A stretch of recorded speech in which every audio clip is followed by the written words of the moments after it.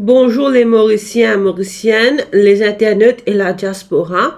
Pour commencer, la pharmacie de l'hôpital Artemis a lancé un service de vente de médicaments en ligne, suscitant une controverse. La Pharmaceutical Association of Mauritius juge cette démarche illégale, tandis que Ravin Gaya de l'hôpital Artemis affirme que le service respecte la loi. Sidi Kodabakos du Pharmacy Council soutient l'initiative si les règlements sont respectés, mais appelle à une réglementation spécifique. Le Parti travailliste MMM et Nouveau démocrate participeront au débat sur la Constitution Amendment Bill et le Political Financing Bill, mais votera contre. Patrick Assiavaden, président du Parti travailliste, critique le manque de consultation et la présentation inadéquate du projet, présenté juste avant les élections générales. À partir du 1er juillet, la MRA met en œuvre les mesures du budget 2024-2025,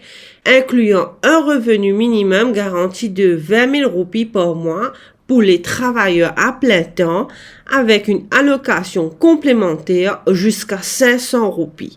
La Child Allowance passe à 2500 roupies par mois pour les enfants de 0 à 3 ans et une School Allowance de 2000 roupies par mois sera versée pour les enfants de 3 à 10 ans. Mardi, Arvin Boulel critique la gestion de la CWA et appelle à une enquête interne suite à la démission de la Chief Internal Auditor. Il dénonce également les irrégularités dans le projet de remplacement de tuyaux de la CWA, estimant à une valeur de 900 millions.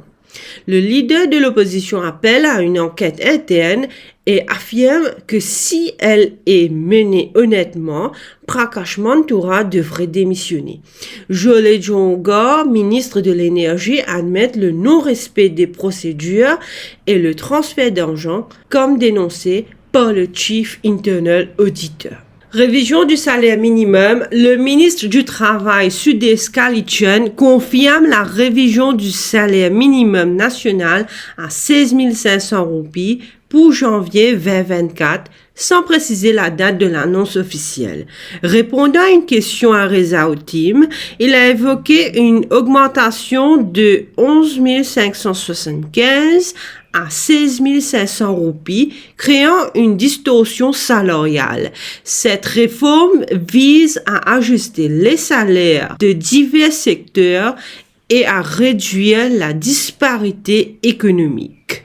3 colis de drogue suspectés d'être du hashish ont été découverts à bord du navire de pêche à mer Rouge, avec une valeur estimant à 4,5 millions de roupies.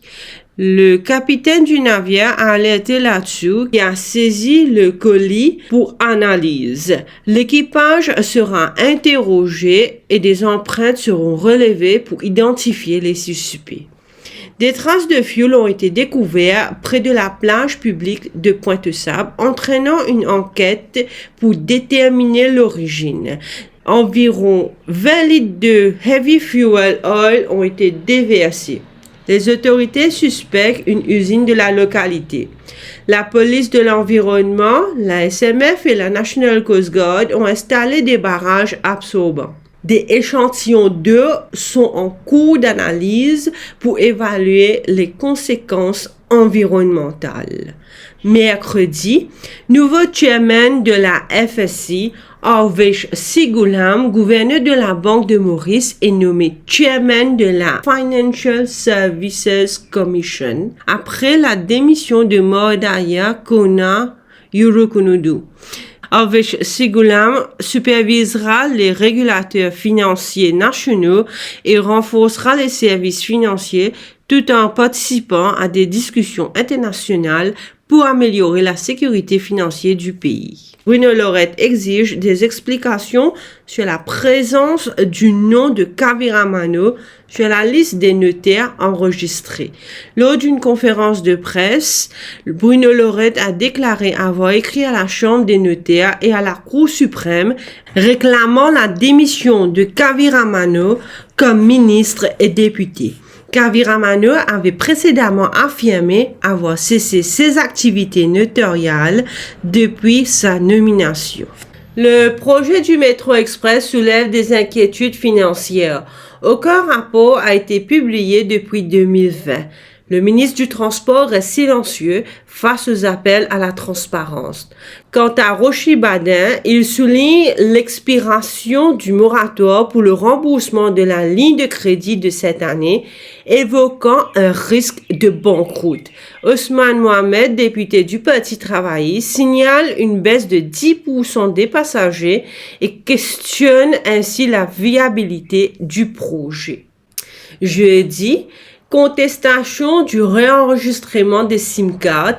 Les débats se poursuivent avec l'expert Parmesh Palani, interrogé par Maître Girisha Topsisonu. Parmesh Palani a admis des failles potentielles dans le système. Les compagnies de téléphonie continuent d'inciter les abonnés à se conformer malgré l'attente d'un verdict final en septembre, bien que les témoignages puissent prolonger l'affaire de plusieurs mois. L'ONG l'Éco-Sud a remporté une victoire décisive contre le ministre de l'Environnement. Le Privy Council a rejeté l'appel concernant l'Environmental Impact Assessment d'un projet contesté. Les Law Lords ont conclu que les objections d'Éco-Sud étaient légitimes et fondées sur des préoccupations environnementales. Vendredi, le rejet de la PNQ d'Arvind Boulel. La Private Notice Question a été rejetée par le Speaker pour avoir inclus plusieurs questions. Arvind Boulel voulait interroger le Premier ministre sur le lien entre l'homme d'affaires Avinash Gopi et le gouvernement concernant les terrains, les loyers, les nominations et les contrats attribués à Gopi. Le député Rajesh Bhagwan a été expulsé de l'Assemblée nationale et named après avoir refusé de retirer ses propos accusant ce dernier d'être un agent politique du MSM. Le speaker lui a demandé de présenter ses excuses pour ses déclarations, mais Rajesh Bhagwan a persisté, l'entraînant ainsi à son expulsion. Le président du conseil de district de Rivière-du-Rempart fait face à une contestation de 12 conseillers après une motion de blâme. Il demande son retraite temporaire, jugeant sa gestion impossible sans avoir la majorité.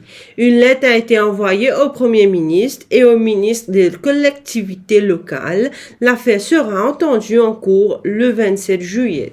Merci pour votre écoute. On se retrouve la semaine prochaine. Bonne écoute et restez branchés.